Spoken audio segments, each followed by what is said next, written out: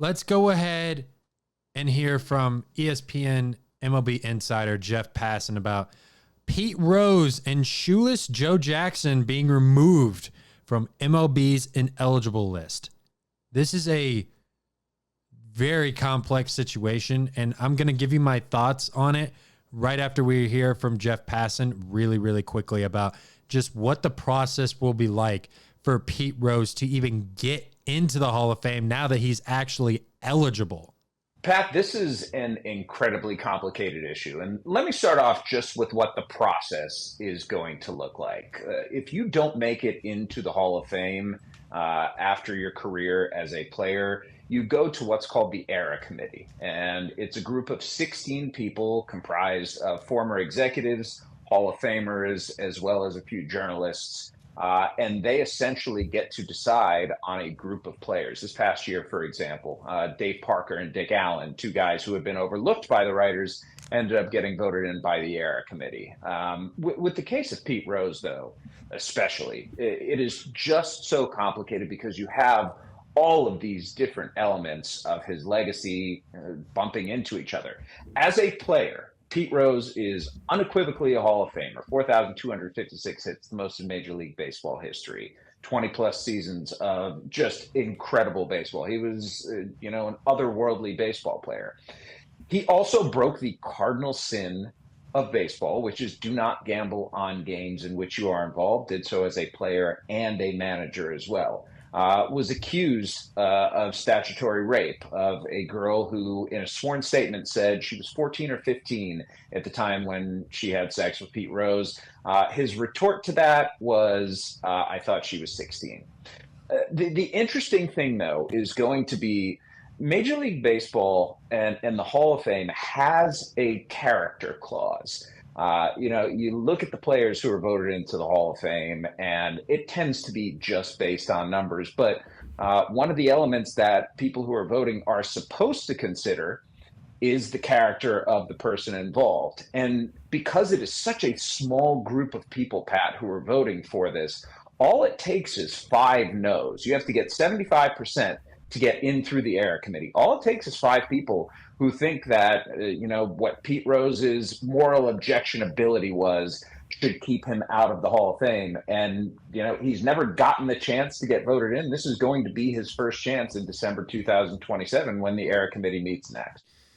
Yeah, there's a lot to dive in with that. And I'm first going to say something about the MLB allowing him to be eligible for the Hall of Fame.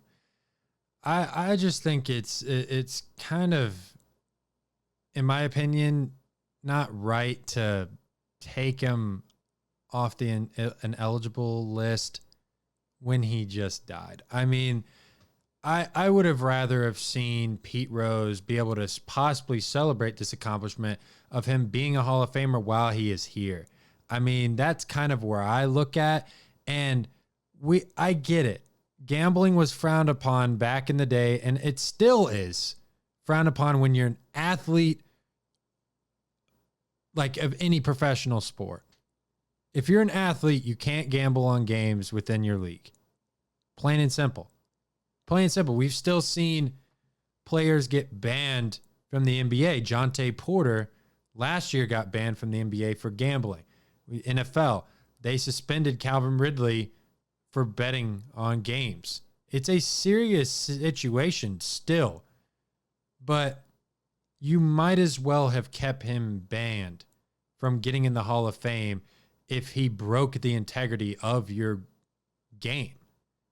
You shouldn't allow him to be in just because he's dead. Just because it's a lifetime ban, I don't think you should take it that literally as like, oh, whenever his life's over, then we can put him in the Hall of Fame. I just think that whole logic is just weird to me.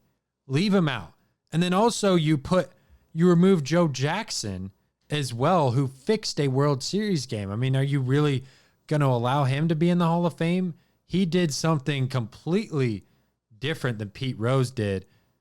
Now, Pete Rose, there's no evidence that he ever fixed a game. He bet on his team to win. But Joe Jackson fixed a baseball game in the World Series. And I don't really think those situations are comparable. I think those are guys that you need to leave banned because they didn't hold the integrity of the game. That's the bottom line here. You shouldn't have unbanned Pete Rose, period. We all know, like Passan said, he is a Hall of Fame player, all-time hits leader, okay? Could steal bases, was fast as all can get out, changed the game of baseball. And I wasn't alive for this, but for him to have had such an impact on the game of baseball that he's still being talked about to this day, that's the exact legacy of what you see of Pete Rose. Now, all the antics off the field, I get it. But there are a lot of athletes that are Hall of Famers that weren't really great people. So I think we can just put that aside. I think it's kind of crazy that the Eric Committee has this whole character evaluation thing. I'm not really a fan of that.